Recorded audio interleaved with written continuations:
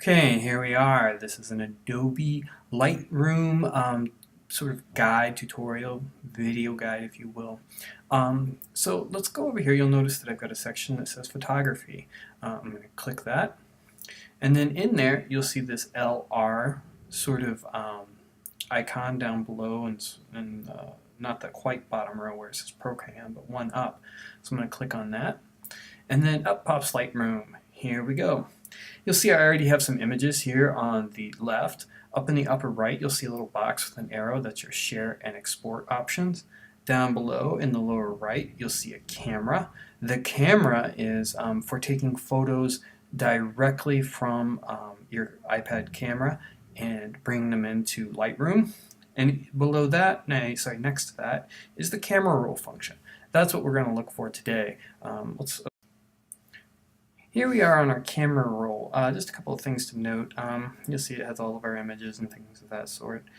We can make some of the images bigger if we want, and you can actually, there's some features if you're having trouble seeing the images clearly, because you'll notice they actually got smaller. So I'm going to actually zoom in just a little bit and then change the size to what I need. I'm going to select a piece of student documentary work, kind of like what you would be doing. You'll see that I shot it on the board in the back. I didn't bother too much with lighting it properly, so it's a little dim. But for our purposes, I can show you everything we need to do for shooting flat work. Let's look on the sides. You'll see there's some little white tabs, and then down below there's like a little protractor that's on 0 right now. That'll all come into play in a little bit. You have your back arrow in your upper left, and then your check arrow, which is your home check arrow. Whenever you're done with anything and you want to save it, just hit the blue check. That's going to show up in our submenus too. Down at the bottom, the things I want you to see are the crop button down there. That is where our cropping to clean up the image, straightening, all of that will take place. Presets deal with filters. For our purposes, we're not going to look at that. We will be looking at editing, because editing is important. That's where all of our white balance and color balance and things of that sort are. Local adjust is fantastic. It's a lot of dodging and burning. These are photography terms. For our purposes, we probably won't even use it. If we do shoot three-dimensional work, then maybe it will be at that point. But let's quickly move on. Let's go to the crop function. I'm going to press it. Tap on it, I should say. You'll see that at the bottom there's a whole bunch of things happening. Aspect is the aspect ratio. Right now we have it set 4:3, which is correct for an 18 by 24 piece of drawing paper, which is what this image is. This drawing is 18 inches high by 24 inches wide. That is an aspect ratio of 4:3. 4 across the top, 3 across the side. You'll also notice that I've got aspect ratio locked. That means that as we change the size or do any cropping, it's always going to maintain the aspect ratio of 4:3. Unlock it, and that'll allow you to free transform. But again, for our purposes, for documenting flat work, we want to keep it locked so that everything, so that nothing gets distorted. We have this auto straighten feature down here in the middle. If you click on it, you can actually turn it off, and it throws things to skew, or you can go back. Now that we've made a mistake, we can look in the upper right. You'll see that little back arrow has shown up next to the check mark. I'm actually going to hit that so that I can go and undo the auto straighten. So I'm pretty happy kind of with where things are looking there. You can rotate, you can flip, and you can flip vertically and horizontally if you choose. But let's do some cropping together. You'll notice that I'm going to grab this lower. First, I'm going to zoom in a little bit. The rule of thirds grid will pop open. Most of my photography and Studio One classes that should seem familiar, which is really useful for photo editing, but this is a composition that we documented, so it's not something we're going to be using a whole lot.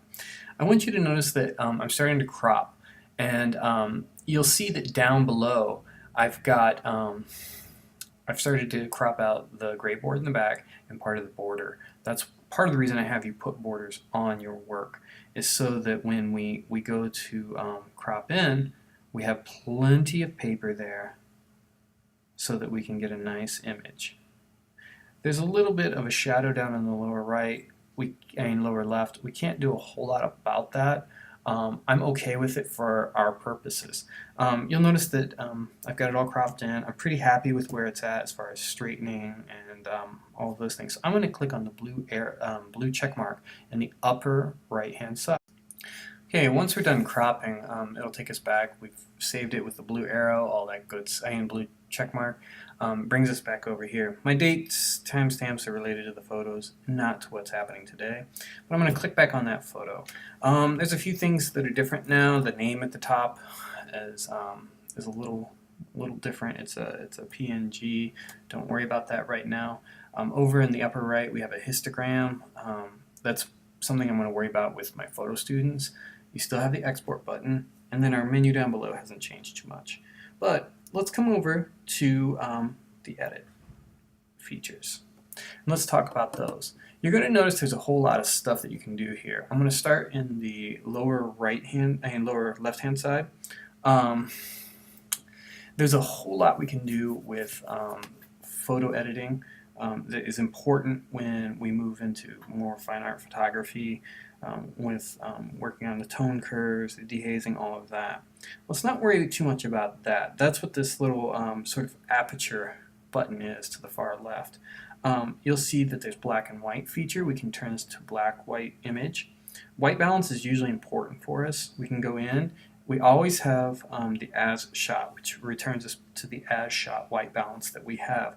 White balance is just simply how is your white looking under different kinds of light, you know, fluorescent versus incandescent versus sunlight, all of these things. We can do custom, we can do auto, and then we can also go in and you see this little dropper up at the upper top. We can hit that as a selector and select the white that we want from the image and it'll color balance to that. For us, I'm actually just going to hit auto because I know that the paper that I used is kind of warm. And it kind of looked warm as a little thumbnail, so I clicked it, and I'm really happy with that because we're using the Strathmore 400 and on this drawing, and it has a nice warm sort of creaminess to it. It's not pure white, so I'm happy with the auto on this. There's different ways of playing around with that. If we need to dig into it on an individual basis, we can, but for now I'm going to leave it because I'm happy with it. If I needed to change the temperature of the image, warm versus cool, I can do that in the temperature feature next to that. Same with the tint. Auto tone right now is off, and if I click it on, you'll see that it creates a greater tonal range, and I'm not particularly happy with the way that that looks. It gets some of the crispness out of there, so I'm going to shut that off. The exposure can be very valuable to us because sometimes we underexpose it or we don't have enough light, or we overexpose it and it's too blown out. We can actually go in and adjust it. You'll notice that the histogram's changing in the upper right and the image is dimming. I'm underexposing, I'm overexposing, and we can adjust that if we need to on your image. For ours, it was shot pretty well, so I'm just going to leave it alone. It might be just a little different because it's hard to get. There we go. And then you can also adjust the contrast. Sometimes for a graphite or an ink drawing, it's kind of nice to bump the contrast just a little bit. You'll see that it kind of previews, readjusts, gets fuzzy, and then readjusts. Sometimes I just bump it just a little bit to create more of a difference between the drawing and the background. So I'm pretty happy with this. So let's go up, edit feature, that's good. And then I'm just going to hit my back arrow. Okay. I'm happy with it, where everything's at there. I am done with this. I can then share this image by going up and clicking on the little box arrow there. I can save it back to my camera roll. I can do all kinds of things. But the point is that I can ultimately get it into Google Drive in my finished file folder, finished work folder in Google Drive. I like to save it fairly large, and then I can scroll over and I can actually dump it straight into Google Drive. And it'll ask me which one, hit the upload button, and it'll upload straight to Google Drive. We're done. We have documented and edited an image from our iPad camera roll into Lightroom. We've edited it. My final step is to simply go to Google Drive because it loaded it up in the general My Drive section. You'll see that the image is there. I'll put it in the correct folder now. which is really easy to do. So other than that, we're done. Thanks for watching.